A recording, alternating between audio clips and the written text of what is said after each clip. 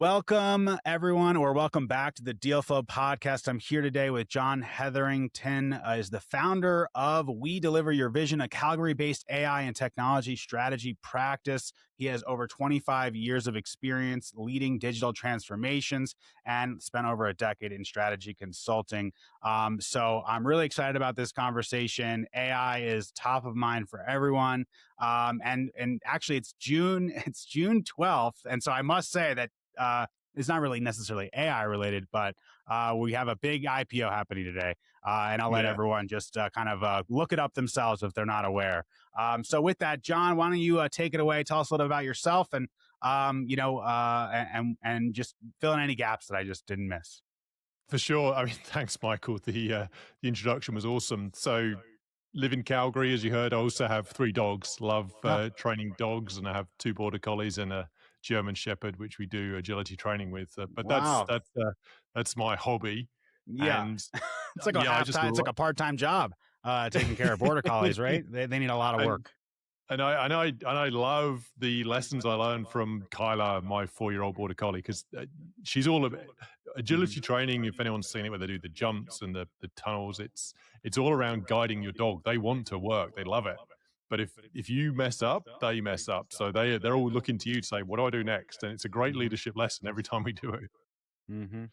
For sure. We had a Shetland sheepdog, which is sort of in the same, Mm. um, herding, family of dog breeds, and it's a lot of work to keep them well occupied, their brains and their bodies, so they don't do anything too bad to the house, and get bored. Yes, if they don't have a job, they'll find a job, and if they can't find one, they'll create a job. Indeed, indeed.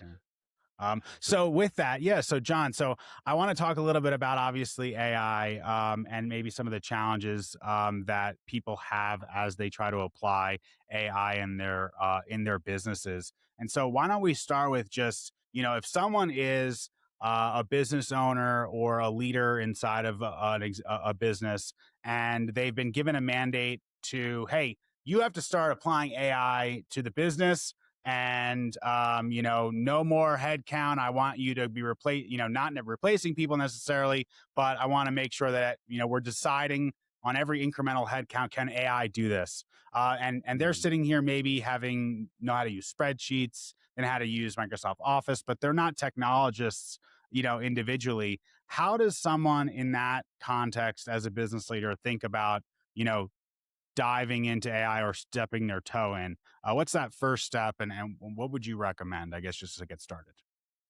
Big question. Hmm. And I get this a lot because typically leadership or board will say, we need to do more AI, go do AI. And that's a real difficult challenge for many operators, leaders, business owners. So I always rewind it back to where are you in your business? What do you want to achieve? What's the goal you're trying to get this year? Because knowing that will help you understand where AI plays in that picture. Because at the end of the day, AI is just another system tool at your disposal to help you grow the business and be more efficient if you use it in the right way. Hmm. So the first question is the goal. What is the target or goal you want to achieve? Then the second question I like to ask is if your business was to grow, because typically goals are around growth, revenue, reducing risk, what would happen if your revenue was to double? If your customers were to suddenly double their orders, what would break first? And Hmm. then knowing that, you can then start to understand, okay, how do we fix this and where do we apply our AI? Hmm. So the first question is always level set around what you want to achieve. And then we get into the AI adoption. Does Hmm. that make sense in terms of what you're Yeah. hearing? Yeah, it does. So why don't we start? Maybe let's do an example. So I'm, Mm, obviously we kind of exist inside of the real estate private equity world. We both, um, kind of uh, this is on the side of that, the podcast. And so, really thinking about how to apply it within a few different spaces, right? How do we help mm, our operations team become more efficient and effective? And then also on the PE side, how do we either source better or more deals? How do we, increase volume or quality either in our acquisition of properties, or the review of those properties, right? Due diligence and all of the things that maybe AI can help us with, document reviewing and all of that. And Mm. then there's the ops piece. So why don't we start with the PE side, and then we can move into ops because I think there's a lot everywhere and we only have so much time. So I'm going to take Yeah. advantage of your brain here. So if you're, on the PE side, and I would say that business is a lot about getting results, which is about operations. We'll put that aside, but it's also about finding the deals and then, completing diligence, presenting opportunities to potential investors, right? So there's materials there, there's presentations, there's marketing, and then there's workflows related to getting, those deals closed and then Mm. operated effectively. So maybe if you could, in that space, what would you, say? Where's a good place to start so far as a workflow or maybe a question, to help focus a client like myself on, hey, let's focus on this because it's revenue enhancing, expense reduction, or whatever. Yes. So again, great question. The first thing to understand is exactly what you said, the workflow. You need to understand the steps, business activities in your business. So you mentioned how start with the deal acquisition, the due diligence, going through the legal, going through the checks and balances. That needs to be mapped out. That workflow needs to be understood because back to the PE goal, which typically might be double revenue in 2 years, for example, or twice as many deals within 2 years. The first question back is if that was to happen, what would break first? So it Mhm. might be the due diligence process would be overwhelmed. It might be that we don't have enough lawyers on hand to step up and review all the contracts. It might be that we just can't execute on a number of deals because we just don't have enough skills in the team. Mm. So the first answer to that question of what would break first is your first point in the process to fix. Mhm. Mhm. So Yeah. once you know that, you can then deep dive into, okay, let's fix that first. And Mhm. then you can then start to work towards achieving that goal. So Mhm. picking an AI tool, and we can get into that in a second. But that's the first thing is understand what would break first. Mhm. Yeah. So I think it's, um yeah, obviously I would assume that's relatively different for each business depending on, where they're strongest or where they're maybe weakest. Mm, So I think that for a lot of folks, that act was the ability to underwrite deals, is definitely something that people, you know, believed to be a throughput issue, right? To your point, yeah. like there's only so many deals they can look at and underwrite and get through and pull the rent rolls and reformat them and pull the documents down, sign the CAs, respond back to all the brokers, manage all that communication. So I feel like people really concerned about that piece. So maybe we could talk a little bit about that, Mm, and how what tools might be uh, easy for someone to adopt, right, without having to do some big project necessarily right out of the gate. Maybe let's talk about that, the deal flow yes. pipeline. Yeah. Yes, exactly. So once you have your deal flow pipeline mapped out, you have the process understood end to end. And that's a step off people often miss. And it's very important because then you understand, okay, first step of the process is due diligence. Then to your point, you get into rent rolls and the contracts and understanding what you're buying. Mhm. Then that's where you can say, okay, let's see where AI can help. A great example is AI is really good at repeating manual, repetitive tasks such as reviewing documents or summarizing complexity into reports. It might take rent rolls and put it into Excel, for example. So pick one step of the process. Might be say it's the due diligence document reviews or contract reviews. Upload all of those documents into your chosen AI tool, have it review the documents for duration of agreements, average rent prices, renewal dates. Then you're coming back with a good intelligence around your current situation of the contracts and agreements, and then have it summarize that. But then you can start to bring in the magic of AI, which is compare that to industry standards, understand where the economy is going. So how do we adjust this? What changes do we need to make to these contracts to tighten them up? And then you can then take that back to your lawyers and your experts to check, because the AI is only as good as how you're holding it accountable. You need to have those checks and balances in place. Hmm. Hmm. So So let oh, go ahead, finish your thought there. that's where I'd start. It pick Hmm. one step of the process. Don't try and automate the whole process in one go. That's too much, Hmm. especially if you're new to AI. Hmm. Yeah, I definitely. So there's two things there. One is security, and so I would definitely want to talk about that. Mm, Before we get into the security piece, though, um, you know what we found in our organization, because we're definitely focused on giving our teams the tools to be successful and learn these skills and be prepared for whatever work looks like in the future, because it's certainly changing. Is especially with folks on the team that don't have all of the experience that they need in order to do something, the AI use can be kind of dangerous because mm, the AI, appears to do very sophisticated work, but very frequently that work is wrong, or incomplete or lacks significant context to the situation. And so a lot of times, and what we're really focusing on internally is really focusing actually on the manual execution of activities, because there's still like a training aspect involved with people mm, where we need them to understand how these activities are done.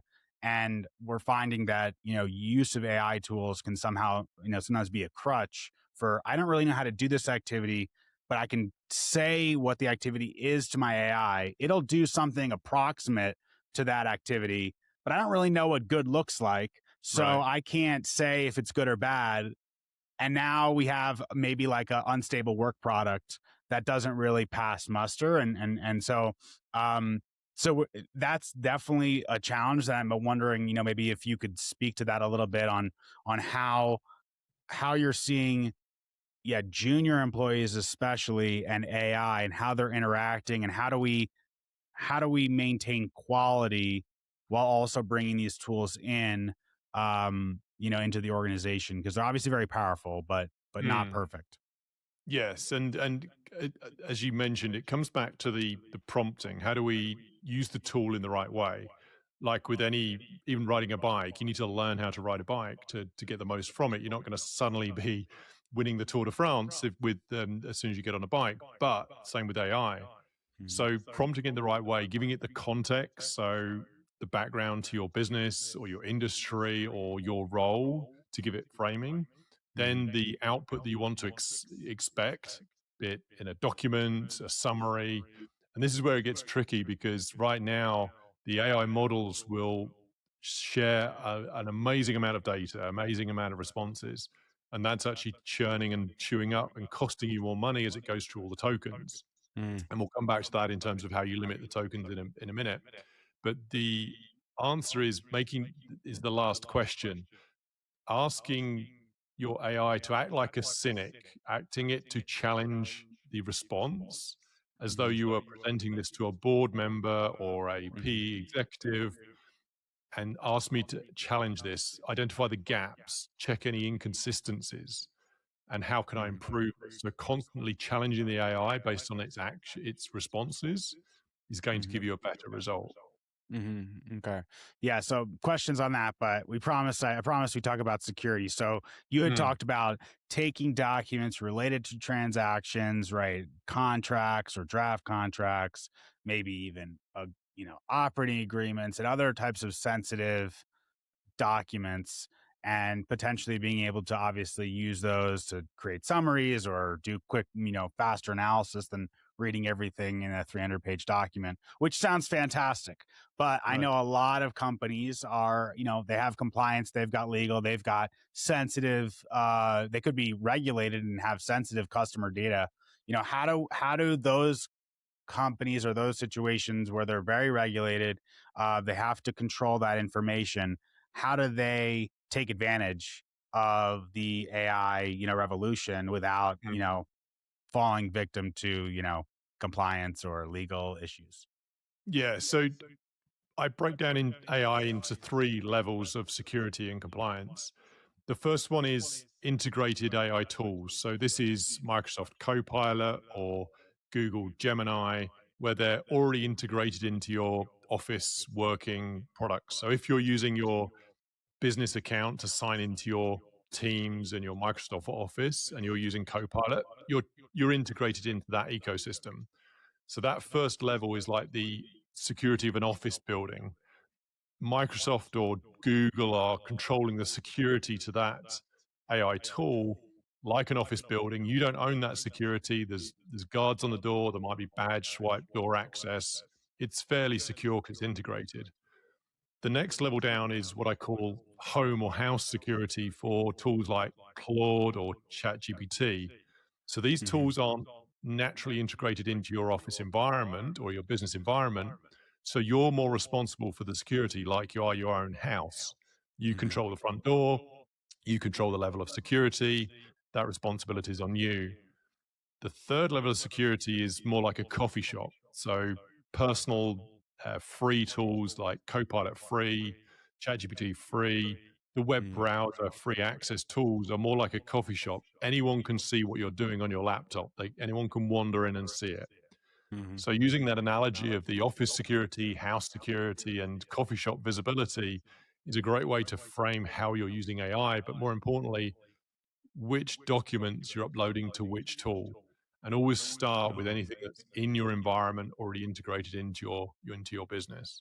Hmm. Yeah. So I guess then even if you're in this office, just to stay with your metaphor here a bit, Mm. you know, the office environment, in this case, all the paper in this building is owned by the building owner, right? So isn't there still a little bit of isn't there a data security issue in that you're sharing? I guess you're already sharing. The idea is you're already sharing this information with Google potentially, or they're promising that they're not looking at the information, and therefore, you don't have to worry about it. Just yeah. Is there any concern there when we think about sensitive customer information and using the tools that are integrated into the Google Suite or the Microsoft Suite? So yes and no. I mean, you're already sharing information with Google in the cloud through the documents Hmm. anyway. So there's the element of security and access is within your own contract and agreement Hmm. with Google or Microsoft. The analogy of the office, though, is you're right. You are, but you're an office. You have your section of the office within the office building. So the Sure. security to Yeah. Google is the whole building. Hmm. Then you have individual badge swipe access to your office specifically in within the building. Okay. Can security get into your office? Yes. But do you Hmm. trust them not to go in and look at your documents? Yes. Sure. Yeah. However, to your point, you need to make sure you have the right controls in place.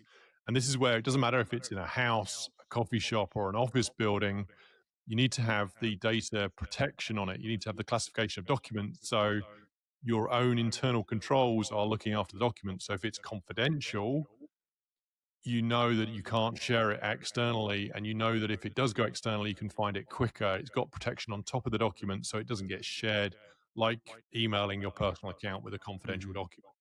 Sure. Yeah, yeah. So similar levels of security as any other situation. These are just tools, just like you would think of any other piece of software in a lot of ways. So, Right. I guess, but as you're working with larger organizations, sometimes there's bureaucratic, burden, and maybe it's not as easy as those practical considerations. So maybe could you speak to maybe a real world example, perhaps, or something like that related to how organizations can begin to enter large organizations that have these sorts of compliance hurdles and legal hurdles. What's the best way for them to start Mm. to attack AI, which is different than a startup, or you're just a regular person on the street, you can use whatever you want. If you've got where do you see kind of use cases actually moving into production for these bigger corporate clients, these bigger organizations, that we can look to and say, okay, hey, this is a safe area, this is an area where other people have been successful, because we're seeing a lot of on the news and such about these AI pilots not necessarily being successful all the time. So Mm. where are you seeing successful, production level use cases in corporations today? So lots to break down there. So the first one is, how do we get the business on side with using the AI in the first place? Second one is then, how do you make sure it's successful? The first part around the engagement of IT or risk team or the audit team is, ask them around, do we have access to AI? And if not, why not? And if we do have access, what can we do? What can we not do? Because typically these teams already have a view on how we should use AI. Remember that nothing's actually changing with how we manage our data. Our confidentiality around customer client contracts is the same as it was 15 years ago. You don't send confidential documents to your personal email address. That's the same with AI. You don't put personal documents into the free tool. So, first thing is understand how the IT or risk team are managing AI. Second thing is, if they're not, or there's a limited pilot involved, is to start using it with a small group of people, understand the use cases and engage your IT team and risk team and in terms of how you're using it. So they see the results and they can track and understand which documents, which information is being shared and the results getting back. Then with the result of that pilot, you can then start to expand it. And this is what we've done with many clients to help them work through this. You start small and build it out with checkpoints, guardrails along the way. Hmm. So they have, and then you're sharing it. Back to the second point around, how do you make sure it's successful? You're helping people in the team understand how to use AI. So you're having regular sessions each week on, here's what we found in AI. Here's a great prompt that works. We were working with a law firm to adopt Copilot, and we actually went with the Chat GPT route, even though they had Copilot.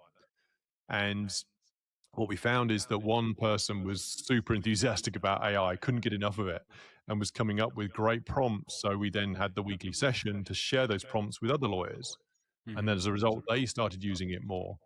You could summarize court documents for a roadmap for dealing with a case. They could create a timeline very quickly. Hmm. And as a result, the pilot for AI was more successful because they understood how to use it within their own company. Hmm. So first step is understanding what IT or risk have set up for AI. And the second part is set up these pilots with regular meetings and sharing sessions around how AI can be used best. Hmm. And I know you just mentioned kind of an example there of a law firm and kind of solving a kind of a some document or legal review with a summary and a timeline, which I assume was previously done by much more expensive labor. So you're solving a pain point for them or potentially right, and providing a faster solution. Um, Yes. is that typically like where do you typically it may not be a specific use case, but do you find that people are most attractive to hey, we can help you make more money per sale, we can help you make reduce headcount, like where or we can help you turn revenue over faster, like where are Mm. people able to justify um leveraging AI? Because there's a lot of great things that we can use AI for, but I can't necessarily always point back to a specific savings or revenue, Mm. or even necessarily better work. I know I spent some money to use AI to do it. And I think overall it makes us more productive. But sometimes it's a little hard to to glean the exact benefit. So where are you finding the people are having the most success there, or Yeah. what types? Yeah. So going back to the pilot example of the adopting AI, in those sessions, we're actually asking our teams, what were your wins this week around using AI? And exactly your point, it's not a specific measure of necessarily saving time, but what we found is, if anything, people were spending more time on the task, but they were getting a much better result. Hmm. So Hmm. the lawyer example we were working with, he got a compliment from the court and the judge on how well he presented his case. Hmm. AI wasn't mentioned, AI didn't come into that discussion, but Hmm. the team had used AI to come up with better arguments, different perspectives, a better presentation. Hmm. As I mentioned, it was ended up being probably the same amount of time, if not longer, but the result was better. So Hmm. it saves time to enable you to do better work, generally speaking. Hmm. If you're trying to attribute AI to saving time and hours, it's a bit of a slippery slope because then people start to say, okay, what are you doing with that time? How are you spending it on different activities? And some people get very fearful for their jobs then. They say, Hmm. well, if I'm saving time and I don't have anything else to do, am I out of a job? Hmm. Plus, the other thing is the cost of AI. We have to be very careful right now around how AI burns through tokens. I don't know if you've seen how responses in Claude or Gemini or ChatGPT are very long. Yeah. They come back with I'm frequently saying, do this over and cut the text in half, like, yeah, yeah. But now I'm exactly. just paying for 1.5 times the output that ultimately, because I'm having them regenerate again anyway, right? So it's still getting Yeah, what it wants. Yeah, I know. And there's the thing because the cost of AI per transaction has come down dramatically. The cost of AI 10 years ago was hideously expensive, but now it's very, very cheap. A couple of cents per prompt. The problem is the prompt response then is much longer. So your cost of AI is actually going up much quicker. And hmm there's a couple of ways to actually control that. hmm You can select the model when you select different models to use in your Claude or your Copilot, and you can also select the effort it uses as well. So hmm for routine tasks, pick a lower model or a less effort because ultimately it'll cost you less. Not everyone's going to do that. I get it, but hmm this is where it comes back to the company then reporting the cost per result. So there are tools out there which will show how much time and cost you've spent on a particular activity to hmm then tie it to a result. So it might be cost of ticket resolved from a customer service query, might be cost of contract reviewed or hmm invoices closed. hmm That cost has been attributed to a specific result to track the benefits. Yeah. Do you have any recommendations, I guess, like as it relates to I think people are using this term of a harness, right? Where the models can everything, the knowledge base, all the tools and the various connectors, everything kind of lives in one space. And then, yeah, you can do model selection. Do you have any maybe suggestions on if someone wanted to try to because I'm using Claude right out of Mm. right out of Claude's app, right, and it's always giving me the most expensive model as a default, right, Fable, whatever, five Yes. at this point, and so if I wanted to not have to think about that, right, and be like, I don't want to drop down. Is there a tool that I could be using that would kind of look at my prompt, understand, okay, this is not that complex. Let's make the decision on the user's behalf to help me Mm. save tokens. Because obviously Claude doesn't, that's not built into Claude. They don't want me doing that. No. So yeah, is there anything out there that's going to help me with that? Like sort of like it's almost like a low flow shower head, like something like that. Yeah, you can't throttle AI models by default. So to your point, it is very Right. difficult to manage. The way we're going right now is until they do have that situation is because we want to encourage AI usage within the Hmm. boundaries of cost. Hmm. So we're using applications like Cloud Zero, which is very good at monitoring the cost per activity rather than just the cost per transaction, although it does that Okay. as well. Hmm. And so you can then report on how much cost your individual actions in AI are resulting in. Hmm. The other thing to Yeah. do is then you could also limit the number of licenses. So some people get the enterprise pro licenses, some people get the more basic licenses. There are ways to give different licenses to different people. Hmm. But at the end of the day, it's also education and guidance. It's a case of, oh, okay, here's the model, here's how you can use it, monitoring that usage. And for people who are having an expensive license but aren't using it, maybe that's reallocated to someone else. Hmm. But Yeah. it is a difficult thing to manage right now, which is why reporting on the cost is probably the best thing to do. And Hmm. then ultimately educating your team around using different models for different tasks. Yeah. Yeah, we're definitely yeah, it started more as trying to get people to use as much as Mm. possible, right? It was okay, if we give you this subscription, then I want to see, you hitting the limits actually. Like I want you to hit the limit of what, and then people would hit the limits on the second day of the week and then we're like, well, okay, we'll go to the next tier. But then, yeah, consistently monitoring that their usage, I think is, yeah, which is after the fact, but also, you can restrict, at least what we're restricting people's use of the API. So they're really restricted to more, because we're using Claude as the primary, Mm. Teams and enterprise account, and using that, we're able to keep people at least to a fixed amount, most people, and then kind of adjust as their usage, yeah, demands more, and they can prove that they're using it in a way that is beneficial, essentially, Yeah, versus and just kind of for no reason. especially in Claude Cowork, where it Mm, can so Claude Cowork can go out and start pulling integrations and APIs from mm, different tools. mhm, There is a specific setting on only make sure that Claude Cowork can pull verified applications and integrations mm, into your environment, because if you don't do that, it is going to start to pull in unverified applications, and that's where it mhm. does get a bit scary and costs can get out of control because you don't know what those applications are doing with your data. So there Sure. are a couple of admin settings to make sure that you keep that controlled, and people can only go out and get extra add-ons and APIs and additional integrations once they've reviewed it with the IT team, or certainly a team to check that it's the right tool to use. Mhm.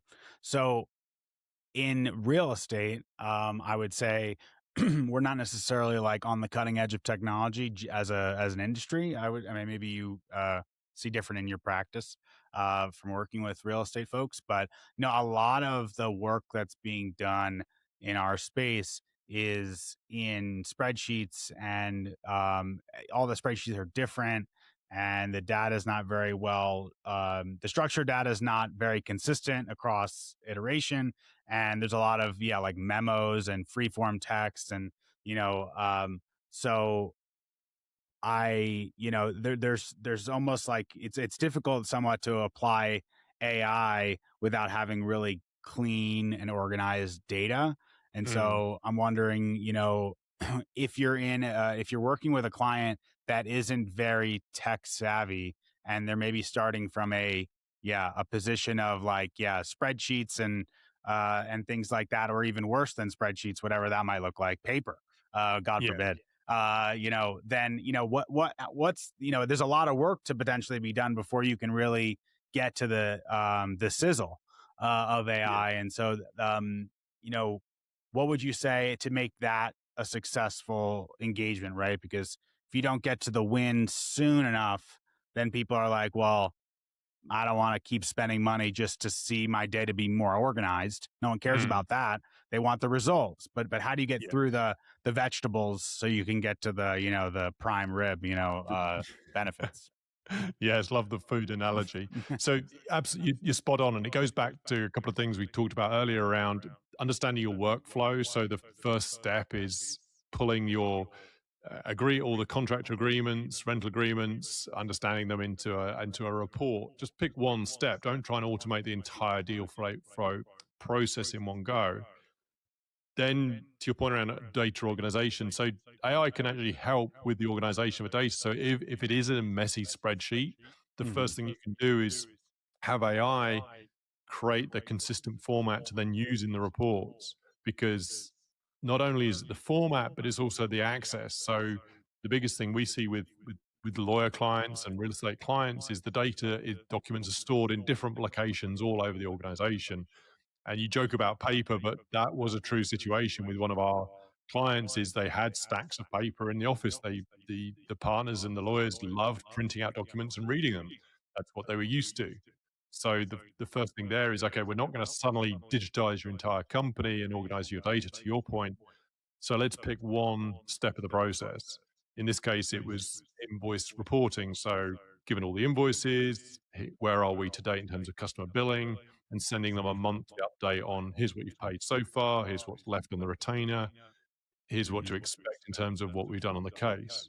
Hmm. So it's Hmm. taking a very small set of data and summarizing it into a very clear, concise report. Same with the spreadsheet data. So pick one, Hmm. get it formalized and formatted well, and then build on it from there. And then, to your point, you will get a quick win. You're then sharing that with the team, back to the regular meetings with the team on using AI. What are your wins this week? What have you used it Hmm. for? What have you achieved? And you'll find that it's not just AI, it's maybe better conversations with your clients, or you Hmm. spotted new deals that you didn't see before. but recognizing wins regardless of using AI or not is absolutely key. Cool. So we've got about 10 minutes. I want to hit two more topics though before we are done. So one is going to be about, I think, yeah. I don't want to say humans versus robots necessarily, but I know that there's a lot of there's some concern, maybe warranted or otherwise, and I'd like to hear your opinion about robots taking our jobs, and then what Terminator scenario obviously is always Mm, top of mind for people. But we just stay in corporate world, corporate Terminators, right? Can I come and take your job or eliminate your work? Um, you know, Tell us a little bit about how we get everyone in the organization, on board for using these tools and to communicate that they're not necessarily about headcount reduction. They're mm. about they're other things, and so where do you find people are most successful in that communication, and where do you think maybe there are that some of the fears may be founded, right? In some ways, right? Some jobs are probably not going to be here in 10 years. That's always the Mhm. case. But so how does that communication come off, and how can an organization be successful in that Mm. way? This is a valid concern. I mean, AI will change how we work, and as a result of that, there will be some changes to people's roles, which will result in some roles going away. I always go back to when ATMs, the bank machines, were first introduced. They suddenly reduced the number of bank tellers behind the screen serving you. And that, while that is true, banks shifted to different business models. The customer Mhm. service within a bank is much deeper now, much offering different services. But the ATMs, the bank machines, still exist, even though um, the new technology is there. The roles still exist in the banks. It just changed. So the conversations we're having with our clients is around let's ask the team around what are your views on AI? What are you using it for? And know that your roles will change because the repetitive data entry and even some of the more advanced tasks will change and some will go away. But there's opportunity to then build out your role into something new, something different. The good firms are leading that way and saying, how do we adjust our firm to cope with AI and leverage it and build with it? So the law firm now has AI issued to all of its lawyers and associates, and they're then using AI to effectively grow the business. They're able to deal with more cases. They're not losing any people, they're not firing anyone, but they're also not hiring anyone either. So, but the business is growing. But that's Mhm. giving the lawyers AI skills that they can then build their own careers and knowledge with as well. So they're growing personally. Mhm. So it comes down to that curiosity. How do I keep up to date with AI? It is being curious. I'm overwhelmed some days with the volume of AI change out there. It is a tidal wave that well, it's more like a train now. I see AI as a fast moving train. It's a case of how quickly you can get on board. And so it's inevitable. And the question is just stay curious, just keep up to date, even if it's watching robots fall over on YouTube once a week. You just understand how AI is changing our world and just be curious and learning. Yeah, yeah, yeah. No, I think what you had mentioned around, being able to grow, not necessarily, and upskilling and Mm, investing in your people, so they can be prepared for that new, corporate world, whether they stay with you or they go somewhere else, which is the same as how we've always existed as as an employer. Is like, you just try to empower your people, give them the resources they need, and if you treat them well, then you'll keep them. And yeah. humans are still very dynamic in their ability to execute relative to the Claudes and the Chat GBTs of the world. Mm, So yeah, that makes a lot of sense, and I think that echoes a lot of what we're seeing in our organization. I guess one more would be looking a bit to the future of what's coming next. I know everyone is. I think there's a lot of talk about agents, Mm. and the use of agents and how that's gonna transform potentially how we leverage AI and how organizations are able to leverage that. But maybe talk a little bit about agents and maybe what an agent is, right? Because I think there's a variety of different definitions, and then maybe what's next after agents. And you're bringing out your crystal ball here, right? But what comes after agents, and what under what time scale, and what should we be prepared for that might be surprising maybe over the next couple of years as it relates to AI. Mm. Yeah, everyone's talking about agents, agentification, agentizing their business. And the definition I like to use is similar to driving a car or being on a train. So you may take a train from uh, two cities in the States, from New York to Washington. A train is on a track, it goes one direction, New York to Washington, destination is set. If you were driving from New York to Washington, which would be a little crazy given the traffic, but you have the choice. You could go and take a detour. You could stop along the way. So that's where I like the analogy of agents to AI. So AI is the train. You give it an instruction or prompt, and it gives you a response. Agents will be a little bit more creative. You give it a prompt or an instruction, and then it will start to pull in other knowledge and start to make recommendations for you. So, in a customer service example or a deal example, a prompt will say, analyze this deal and come back with the revenue projections. An agent Mhm. would maybe look at the revenue projections, go out to market and do some market research. It would start to look at other contracts. It would start to look at other deals going on. You can then start to frame out a response proposal. It would chain events together, so it's being a bit more, a lot more creative in how it responds. A great example is bringing it back is booking airline tickets. I might use AI to find the best price on an airline ticket to New York, whereas an agent would actually book the ticket, book the hotel, and make some recommendations for restaurants to eat at. So it's building up that holistic trip as opposed to just the ticket price. Hmm.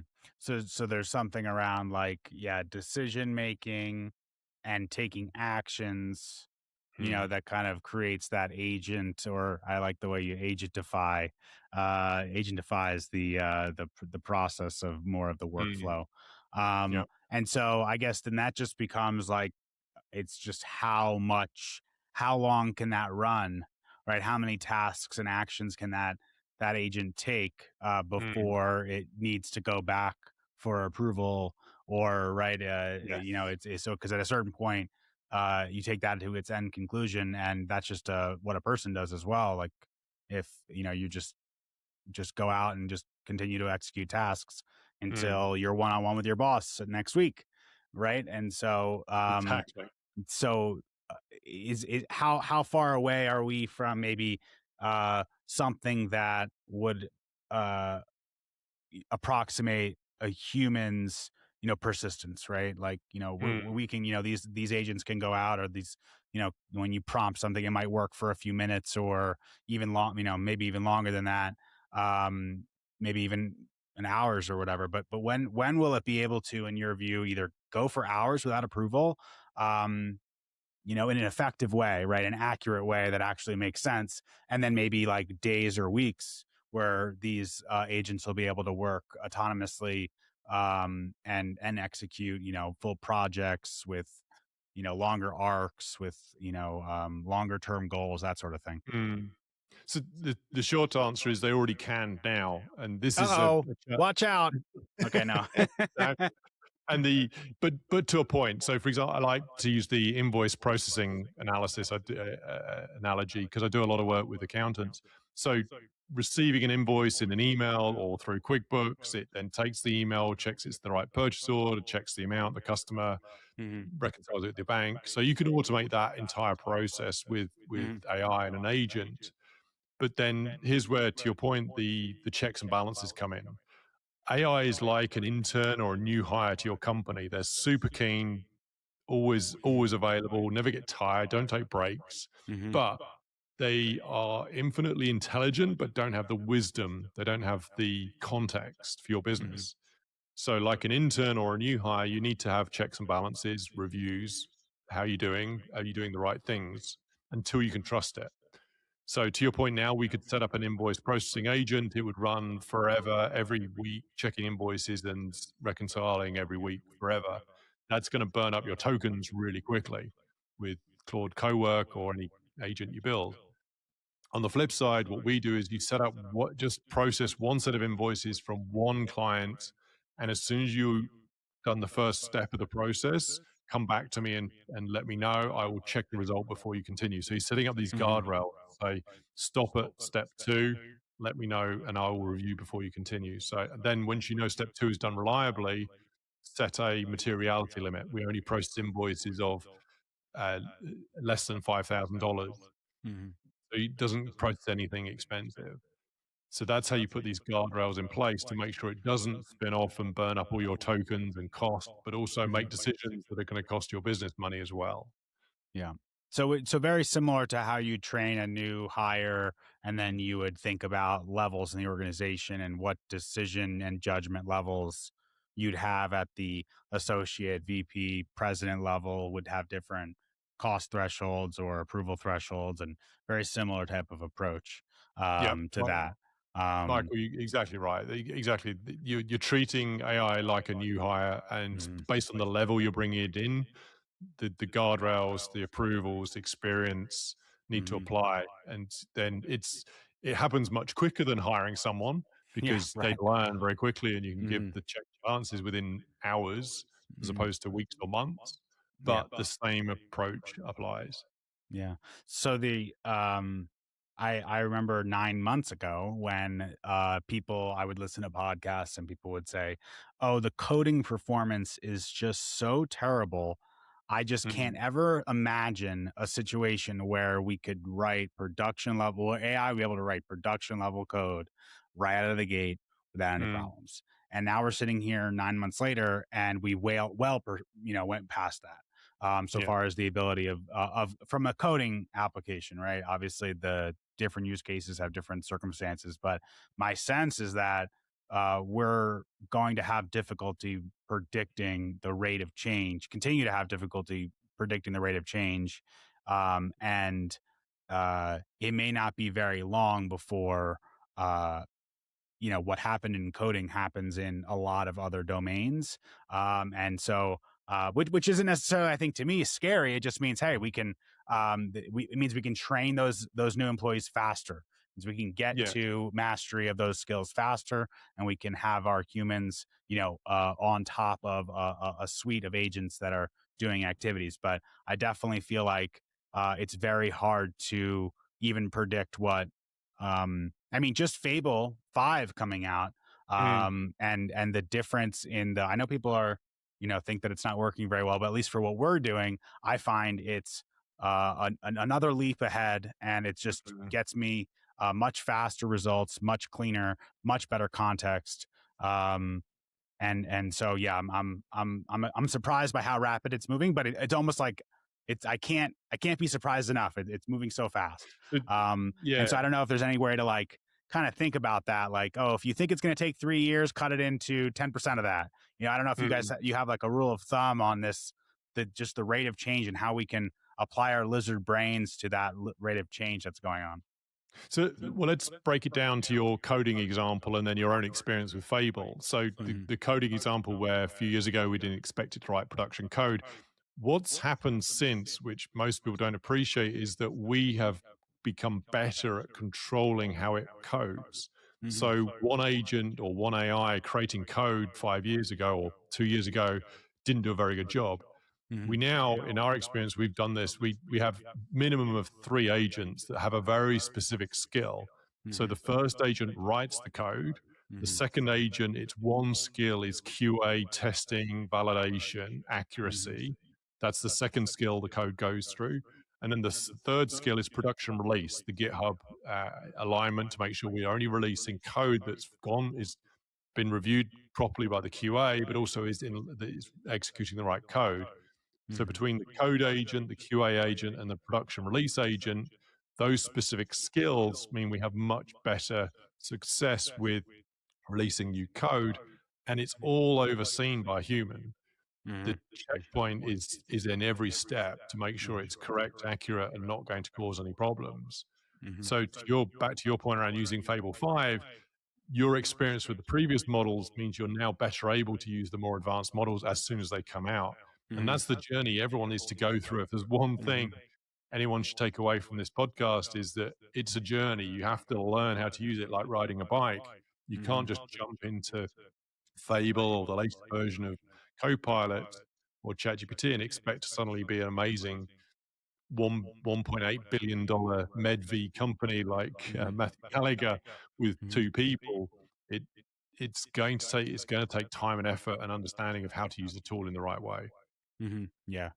Definitely I would yeah, echo that, from Chat GPT 3.5 and how well the model worked, as well as how well I was able to use the model, and just yeah, all the connectors and tools and things that you can do now. And then just yeah, the way you can try to keep the agent in check from kind of running away with its own self. Mm, Definitely is a learned process. yeah. So as we're coming here to the end, I'd like to maybe, if you could, last question, and then I'll uh, ask, where people can maybe reach you if they want to Mm. talk more about AI.